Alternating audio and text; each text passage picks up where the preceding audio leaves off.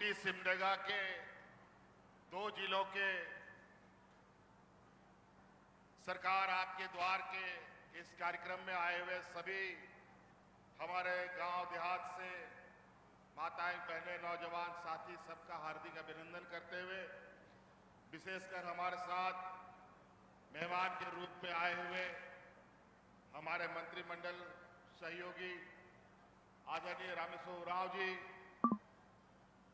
सत्यानंद भोक्ता जी, स्थानीय सांसद कालीचरण मुंडा जी और हमारे सिमडेगा कोलीवीरा के माननीय विधायक भूषण बाड़ा जी और विक्सल कोंगारे जी और जिला के सभी पदाधिकारीगण, इनका भी हार्दिक अभिनंदन करते हैं। आज आपको याद है कि नहीं, मैं याद दिलाता हूं कि ये जो सरकार आपके द्वार कार्यक्रम है, इस सरकार आपके द्वार कार्यक्रम का शुभारंभ हमारा ये वीर भूमि उलीहातू से ही हमने शुरू किया था 2021 में।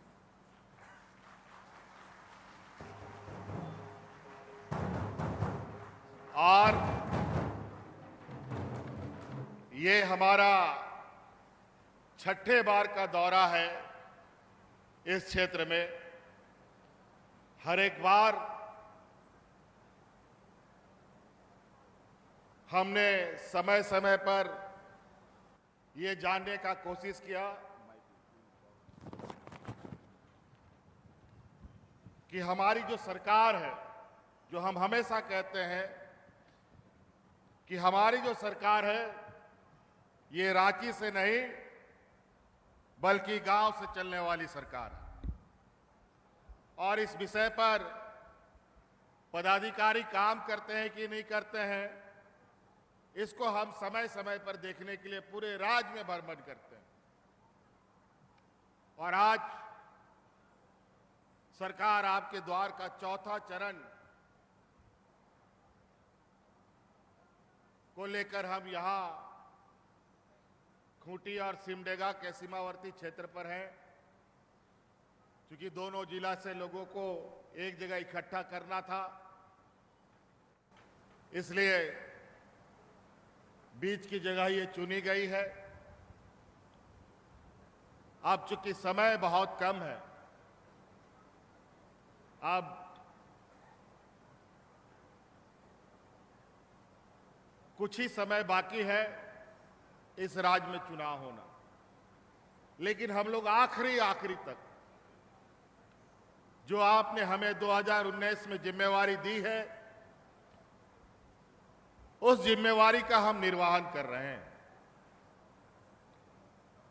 आप लोगों ने राज्य का मुखिया बनाया। 2019 से आज तक कई चुनौतियां हमने देखी और आपको याद होगा कि हमारे सरकार बनते ही पूरा देश दुनिया में कोरोना जैसा महामारी छा गया। 2 साल तो मेरा पूरा कोरोना खा गया, साल तो साल खा गया, हमारे 2 मंत्री को भी वो खा गया। लेकिन हम लोगों ने उस कोरोना में भी अपना काम धाम बंद नहीं किया। पूरा देश लॉकडाउन था, हाट बाजार, गाड़ी मोटर सब कुछ बंद था, लेकिन सरकार कभी नहीं सोती थी। रात दिन जग करके राज्य की जनता कैसे सुरक्षित रहे, इसका हम लोग चिंता करते रहते थे।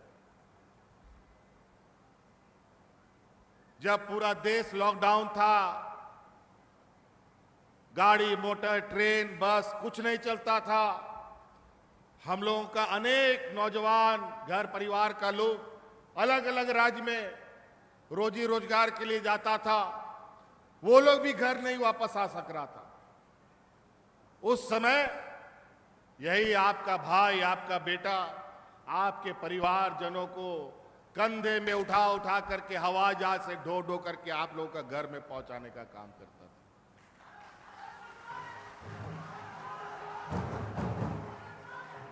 अनेक लोग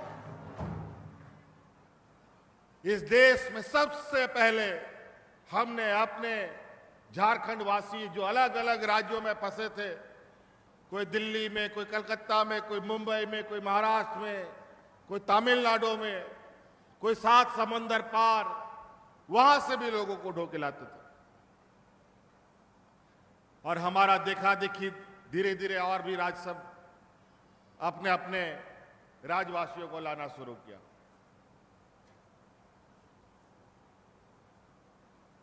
दो साल इतना डरावना, इतना भयावह, आसपास का राज्य में तो इतना लोग मरता था कि उनको लकड़ी खत्म हो गया जलाने के लिए, मिट्टी घट गया उन लोग को दफन करने के लिए।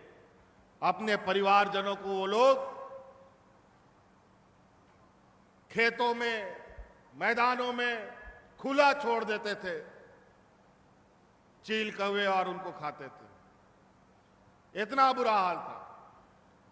लेकिन हमारे राज्य में हम लोगों ने दिन रात एक करके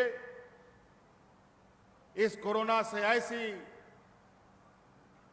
होशियारी से लड़ाई लड़ी कि राज्य में कैसे कोरोना आया और कैसे पार हुआ, आम लोगों को हम लोग पता भी नहीं होने दिए।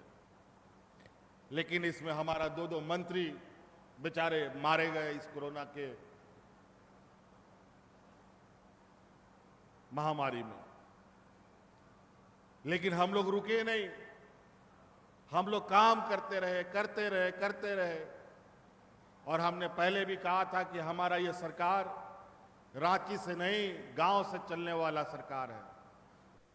और गांव-गांव, पंचायत, कई ऐसे इस राज्य में गांव है, पंचायत है, टोला है, व्यक्ति है जो ब्लॉक कार्यालय कभी नहीं देखा, बीडीओ सीओ कौन है कभी नहीं जानता है, डीसीएसपी का ऑफिस और डीसीएसपी कौन है ये तो गांव देहात का कमे लोग जानता है। तो हमने ये निर्णय लिया कि अब ब्लॉक कार्यालय, डीसी ऑफिस और डीसीएसपी को जानने का जरूरत नहीं, बल्कि डीसीएसपी, बीडीओ सीओ को आपको जानने की जरूरत है। और आपके गांव-गांव, पंचायत में हमने उनको भेजने का काम किया।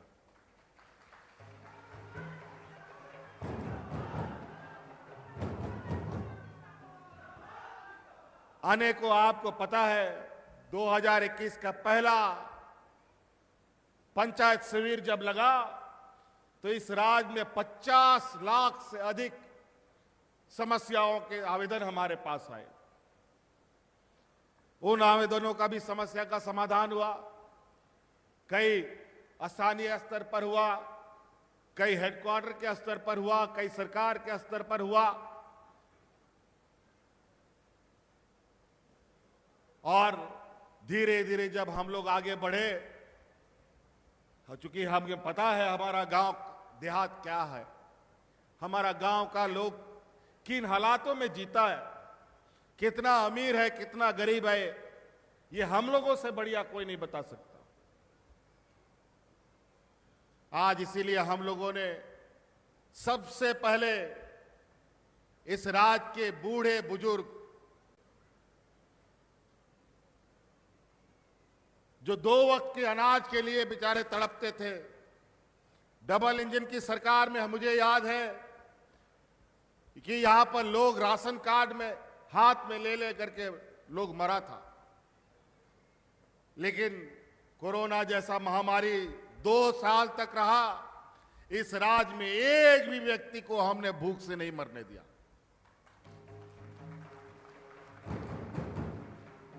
एक भी व्यक्ति, कोई नहीं बता सकता कोरोना में कोई भूख से मरा है। और वो क्यों हुआ है मालूम है? वो सब आप लोगों के मदद से हुआ है। मुझे याद है वो दिन जब इस राज्य की हमारी महिला दीदी सरकार के आदेश के अनुसार गांव-गांव, पंचायत में खाना बना बना करके गरीब गुरबा लोगों को फ्री में खाना खिलाने का काम करता था। और उसी समय हमने संकल्प लिया कि इस राज्य की आधी आबादी को हम मजबूत करेंगे, उनको सशक्त करेंगे, और हम लोगों ने इस काम के लिए कदम बढ़ाया। लेकिन विपक्ष के लोग हमारे कामों से जलने लगे, तरह तरह के झूठे आरोप लगा लगा कर 2 साल तक चोर पुलिस खेलता रहा, हमारे साथ कोर्ट कचहरी करता रहा। हम आपके हर हक अधिकार देने के लिए काम करते थे, और उन हक अधिकार को ये लोग जो आप तक ना पहुंचे इसके लिए तरह तरह का हथकंडा अपनाते थे। कभी उसमें कोर्ट कचहरी का पचड़ा लगा करके काम नहीं होने देना चाहते थे, नौकरी दे उसके लिए भी कोर्ट कचहरी करा दे। मैया योजना आप लोग को अभी हम दे रहे हैं, इसके लिए भी ये लोग कोर्ट चला गया। बच्चा लोग को नौकरी देते हैं, उसके लिए भी ये लोग कोर्ट चला जाता है। यहां हम स्थानीय नीति बनाते हैं, असंवैधानिक कोर्ट से घोषित करवा देता है, और यही काम ये लोग अपना राज्य में करता है तो ये संवैधानिक हो जाता है। अभी मुख्यमंत्री मैया योजना हमने इस राज्य की महिलाओं के लिए शुरू किया। विपक्ष के लोग कोर्ट कचहरी भी कर दिया है, और इस योजना को झूठा योजना भी बोलता है। और यही योजना 2 दिन बाद ये लोग अपने राज्य में चालू करते हैं, और उसको ये लोग सही बोलता है। बड़ा विचित्र बात है। गरीब गुरुआ लोग कुछ करे तो वो खराब, ये पूंजीपति व्यापारी लोग कुछ करे वो सब अच्छा। यही हालत है। अभी चुनाव आने जा रहा है, अभी गिद्ध की तरह यहां मंडरा रहे हैं। मुझे पता चला है कि खूंटी जिला में भी ये लोग गिद्ध की तरह इधर उधर घूम रहा है और मंडरा रहा है। ध्यान रखिएगा, ये लोग चुनाव की तैयारी कर रहे हैं, और हम यहां काम करने में लगे हैं कि हमारा जो आप लोगों के लिए योजना हम बनाते हैं, आप लोगों का जो हम गरीब गुरुआ लोगों के लिए अलग अलग योजनाएं बनाते हैं, वो आप तक पहुंचता है कि नहीं, इसके लिए इसको जानकारी लेने के लिए आए। आप लोग हमको बताइए तो, महिला लोग को मैया सम्मान मिल रहा है कि नहीं मिल रहा है? जोर से बोलिए। मिल रहा है? ये योजना अच्छा है? चलिए, बहुत बहुत धन्यवाद। आपकी इसी आवाज से मुझे ताकत मिलती है। मुझे जेल में डाल दिया था ये लोग 5 महीना 6 महीना तक, 2 साल तक दौड़ाता रहा, झूठा आरोप लगाया। लेकिन आप जैसे मां बहनों का आशीर्वाद किसी के ऊपर हो तो उसका कोई बाल भी बांका नहीं कर सकता।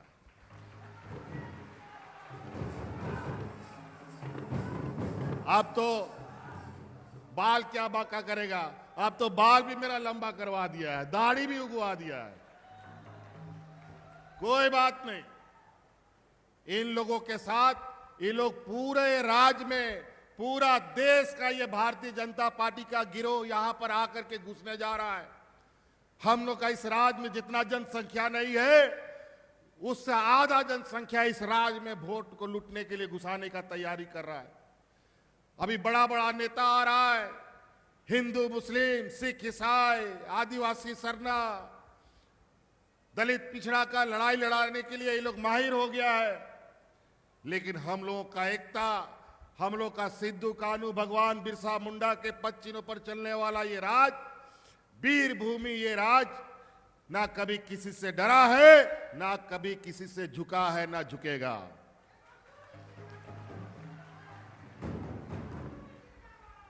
आप लोग हौसला बुलंद रखिए, आप लोग मजबूती से खड़े रहिए। एक मुख्यमंत्री को, एक आदिवासी मुख्यमंत्री को इस राज्य के 1 दर्जन से अधिक मुख्यमंत्री, प्रधानमंत्री, गृह मंत्री तक लगा हुआ है हमको हटाने के लिए। खैर कोई बात नहीं, देखते हैं ये भी। इनका ताकत, इन पूंजीपतियों के पास ज्यादा ताकत है कि हमारा गरीब गुरुआ लोगों के पास सबसे अधिक ताकत है। ये लोग अभी बोलता है कि संथाल परगना, बिहार, बंगाल का अलग राज्य बना दो और ये व्यापारी लोग यहां आकर के इस राज्य को फिर से बांटने का तैयारी कर रहा है। अपने धन बल के दम पर इनको लगता है हम सब कर लेंगे। सामान, साग सब्जी तो खरीदारी कर ही लेते हैं, आदमी भी खरीद लेंगे ऐसा बोलता है। और यही वजह है कि कभी कभी आप सुनेंगे, कभी इस नेता को खरीद लिया, उस एमपी को खरीद लिया, उस विधायक को खरीद लिया, उस मुख्यमंत्री को खरीद लिया, उस पार्टी को भी खरीद लिया। लेकिन झारखंड के लोग इतने स्वाभिमानी है कि तुम कितना लोगों को खरीदोगे, तुम्हारे खरीदते खरीदते जिंदगी खत्म हो जाएगा, लेकिन झारखंडी खत्म नहीं होगा।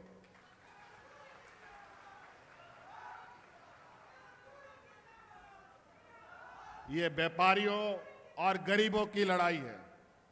बहुत सारी योजनाओं के बारे में हमारे पूर्व वक्ता, हमारे मंत्रीगण ने आपको बताया। आज महिला सम्मान योजना, बूढ़ा बुजुर्गों को उनका बुढ़ापे का लाठी।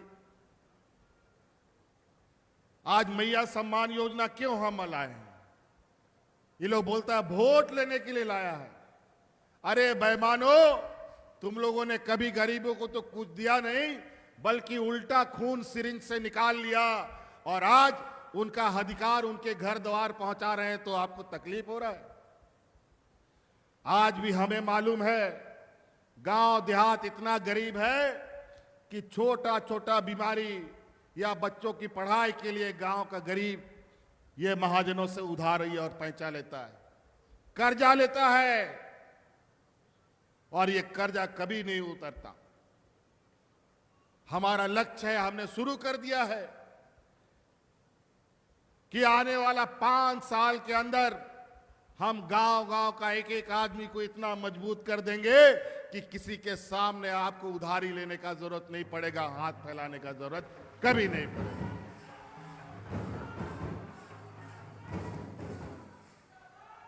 हर एक घर में आने वाला 5 साल, अभी तो किसी के घर में 2000, किसी के घर में 5000 टका पहुंच रहा है।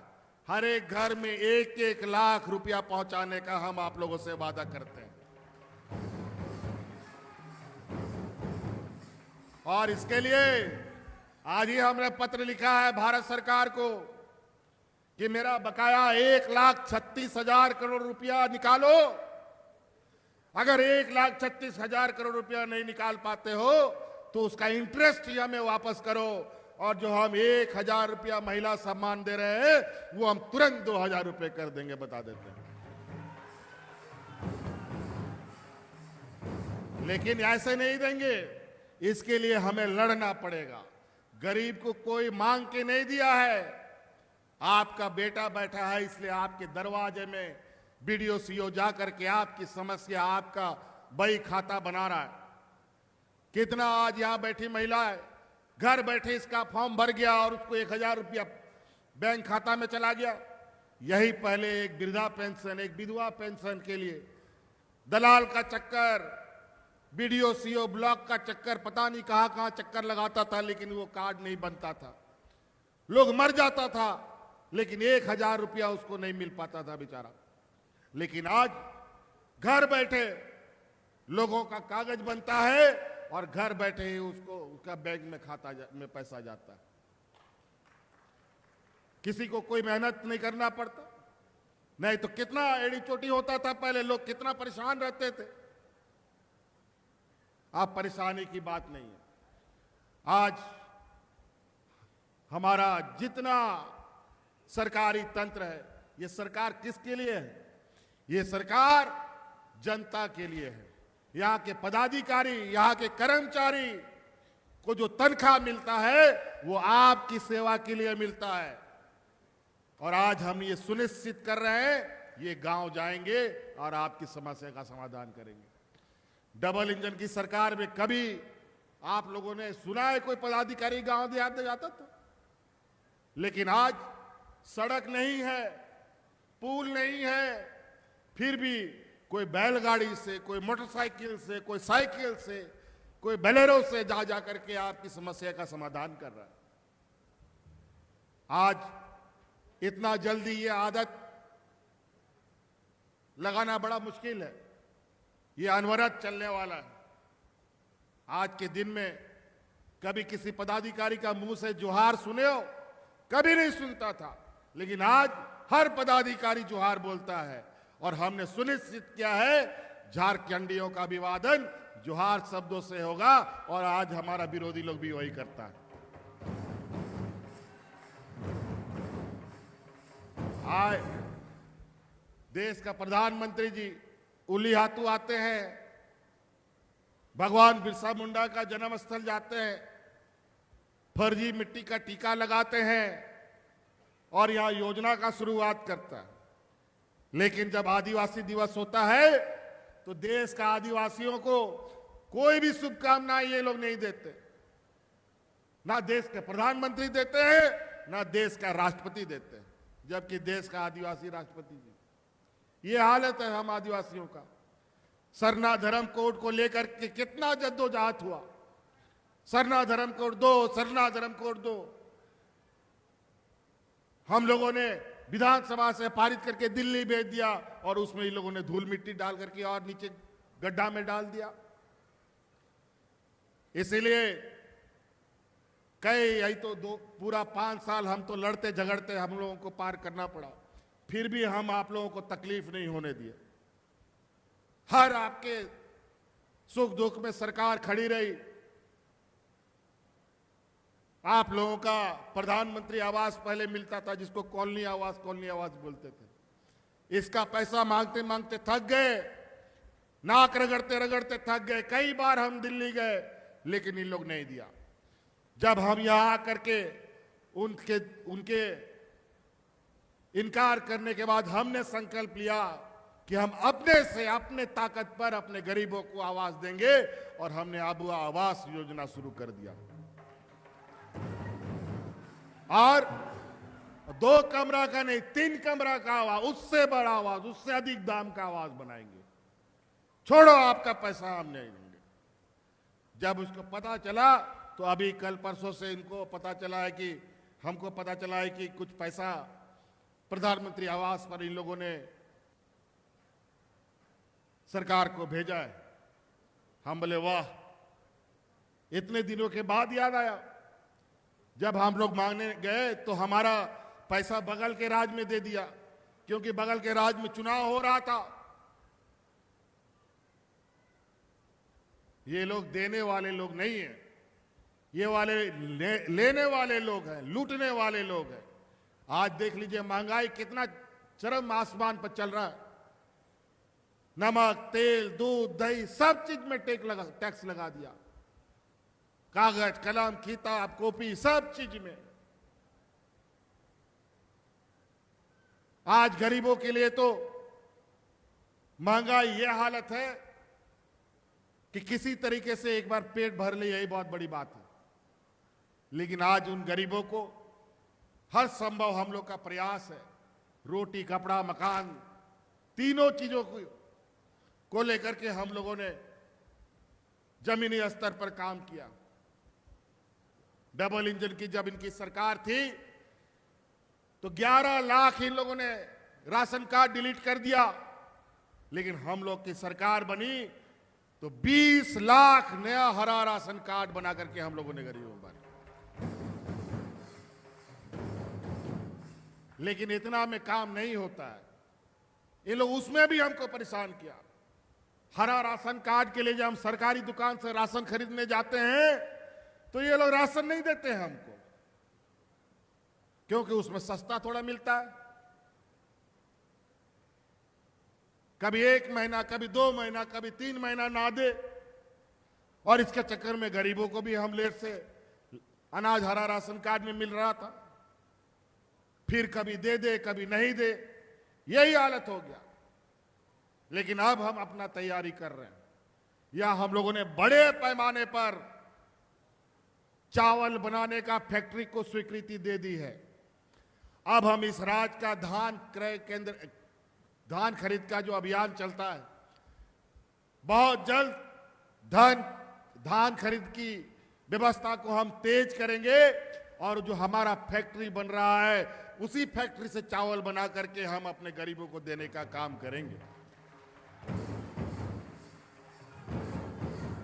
नहीं रहेंगे इनके भरोसे में हम लोग, लेकिन अधिकार नहीं छोड़ना। 1,36,000 करोड़ रुपया का बकाया निकला है और इसके लिए हमें लड़ाई लड़ना है। क्या आप लोग लड़ने के लिए तैयार हैं? 1,36,000 करोड़ रुपया हम तो कहते हैं कि इसका ये सूद ही हमको दे दो, उसका इंटरेस्ट दे दो, उतने में हम काम चला लेंगे अपने राज्य का। 1,36,000 करोड़ देते देते इन लोग को 7 पुरुष जन्म लेना पड़ेगा, लेकिन लेके रहेंगे, क्योंकि इनको, आपको, गरीबों को, किसानों को, मजदूरों को देने के लिए इनके पास पैसा नहीं है। बूढ़े बुजुर्गों को पेंशन देने के लिए पैसा नहीं है। हमारे नौजवानों को पढ़ने लिखने के लिए उनके पास पैसा नहीं है देने के लिए। महिलाओं को सशक्तिकरण करने के लिए इनके पास पैसा नहीं है। लेकिन इनके अदानी, अंबानी, बड़े बड़े व्यापारियों का अरबों खरबों रुपया माफ करने के लिए पूरा पैसा भरा हुआ है। वहां कोई पूछताछ नहीं है। और ये व्यापारी लोग बैंक का अरबों खरबों पैसा लेकर के विदेश में जाकर के घुस गया। और यही देश के प्रधानमंत्री बोल रहे थे कि विदेशों से सबका पैसा लाएंगे और 15 लाख रुपया खाता में डालेंगे। इतना बड़ा झूठा लोग है। और यही बोलता था हवाई चप्पल वाला लोग को हवाई जहाज में चढ़ाएंगे। हवाई जहाज वाला लोग, हवाई चप्पल वाला लोग को तो कोरोना में मरवा दिया सबको। और यही आपका भाई है, कोरोना में हवाई चप्पल पहनने वाला मजदूरों को हम हवाई जहाज में ढो ढो करके लाते थे और गांव पहुंचाने का काम करते। क्या बात करेगा ये लोग? आज हमारे आने वाली पीढ़ी, हमारे नौजवान आज विदेशों में पढ़ाई करने जा रहे हैं। पूरा का पूरा राज्य सरकार खर्चा उठाता है। बता दे इस देश में, भारत देश में कौन सरकार है जो अपने राज्य से नौजवानों को विदेशों में पढ़ने के लिए भेजता हो? कई ऐसी चीजें हैं। और ये लोग आज धन बल लेकर के यहां आ गया है। पैसा छीट करके वोट बांटने का, जात धर्म से लेकर के ये लोग वोट लूटने का तैयारी में लगा है। अभी हमको पता चला है अलग अलग राज्य के मुख्यमंत्री यहां घुसे हैं। यहां पर बगल में एक आदिवासी मुख्यमंत्री बनाया है, हम लोगों को देखा देखी। इनको आदिवासियों पर विश्वास नहीं है। मंत्री तो बना दिया मुख्यमंत्री, लेकिन बगल में 2 सिपाही भी खड़ा कर दिया है कि जरा सा भी टूटा किया तो तुरंत टांग खींच लेंगे। ये लोग नहीं चाहते हैं कि स्वतंत्र रूप से कोई आदिवासी चल पाए। इस राज्य का भी वही हालत। कितना आदिवासी को इन लोगों ने आगे किया, लेकिन ये आगे सिर्फ नाम मात्र। पीछे वही गुजराती चेहरा, वही व्यापारियों का चेहरा रहता है। और आज इन्हीं चेहरों के माध्यम से फिर से ठगने आया है। आज ये आप लोगों को विशेष रूप से ध्यान देना है। हमारा तो काम चल रहा है कि आप लोगों को पेंशन मिला कि नहीं, आप लोगों को गांव देहात में बूढ़ा बुजुर्ग लोग को पेंशन मिल रहा है कि नहीं, हमारी बच्चियों को सावित्री बाई फूले मिल रहा है कि नहीं। हम तो ये काम करने आए हैं। और ये लोग अभी वोट कैसे हम लोग लूटे, इस काम के लिए पूरा मंडरा रहा है पूरे राज्य में। पहले सरकार के तरफ से सिर्फ ट्रैक्टर बंटता था किसानों को गांव गांव में। आज देखो मुख्यमंत्री रोजगार सृजन योजना से कोई बेलेरो ले रहा है, कोई स्कॉर्पियो ले रहा है, कोई ट्रैक्टर ले रहा है, कोई पिकअप वैन ले रहा है, कोई बस ले रहा है, स्वरोजगार कमा रहा है।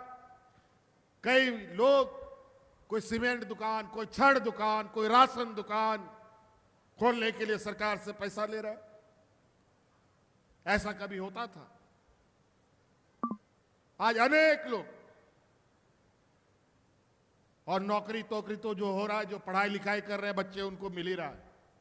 और अभी हम लोगों ने उत्पाद सिपाही का बहाली खोला। अनेक नौजवान में लोगों की इन दौड़ में मौत हो गई और अभी हमको जो पता चल रहा है कि कोरोना में जो इंजेक्शन लगा है इस राज्य के लोगों को, देश के लोगों को, ये गड़बड़ इंजेक्शन लग गया है। और इसी वजह से एक दो नहीं, दर्जन भर से अधिक नौजवान इस उत्पाद सिपाही में मारे गए हैं। इनका हम विस्तृत मेडिकल रिपोर्ट करा रहे हैं, जांच कराने जा रहे हैं।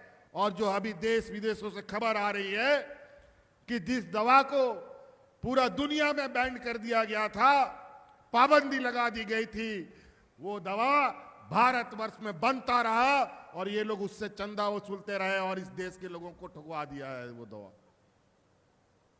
हमको भी लगा दिया है, पता नहीं कब भाषण देते देते हम भी किसी दिन लुढ़क जाए, कोई भरोसा नहीं, बता देते हैं।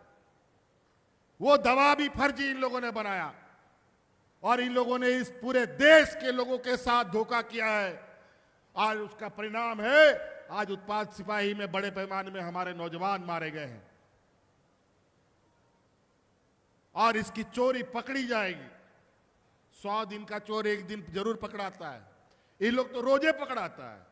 बस अब इन लोगों को ये चुनावी गुजराती समूह को बोरा में अब भरना होगा और बढ़िया से टाइट करके बांधना होगा और समंदर में फेंक देना होगा, गुजरात का समंदर में। बहुत भटकता है इधर उधर। तो इसलिए विशेषकर महिला दीदी, आप लोगों से मेरा आग्रह निवेदन है, इस राज्य की आधी आबादी है आप लोग। आप लोगों ने जो ठान लिया सो ठान लिया। आप लोग पूरा घर द्वार चलाते हैं। आज आपको मजबूत करने का हमारा संकल्प है, हमने वो मजबूती शुरू कर दी है। आप महिला सम्मान योजना का पहला नहीं, दूसरा किस्त भी हमको लगता है कई लोगों के खाते में जा चुका है। दूसरा किस्त पहुंचा कि नहीं? पहुंच गया, चलिए बहुत बढ़िया। लेकिन हमको और भी कुछ शिकायत मिल गया है। बहुत लोगों का खाता कोई डाकघर में खोला है, कोई बहुत पहले खोला है, उस सब नहीं, बंद हो गया है, उस पर पैसा नहीं जा रहा है। हम प्रशासनिक पदाधिकारी डीसी साहब से बोलना चाहेंगे कि जितने भी ऐसे खाता हैं उन सभी खाता को जल्दी से जल्दी एक्टिव करा करके इनका खाता में पैसा पहुंचाने का काम किया जाए। इसलिए अभी उधर देख रहे हैं बेटा बेटी सब बहुत देर से धूप में साइकिल लेके खड़ा है बेचारा कि आज हम लोग साइकिल वितरण करेंगे। इसलिए हम और ज्यादा तकलीफ इन लोगों को भी नहीं देंगे, धूप में खड़े हैं। आप लोग भी बहुत दूर दराज से आए हैं। इन्हीं बातों के साथ आप लोग आने वाला समय में याद रखिएगा ना, आशीर्वाद दीजिएगा ना। चलिए बहुत बहुत धन्यवाद। सभी मां बहनों को मेरी ओर से बहुत बहुत हार्दिक अभिनंदन, स्वागत, जोहार। और सभी एक साथ जोरदार तालियां बजाकर आभार प्रकट कीजिए, धन्यवाद कीजिए माननीय मुख्यमंत्री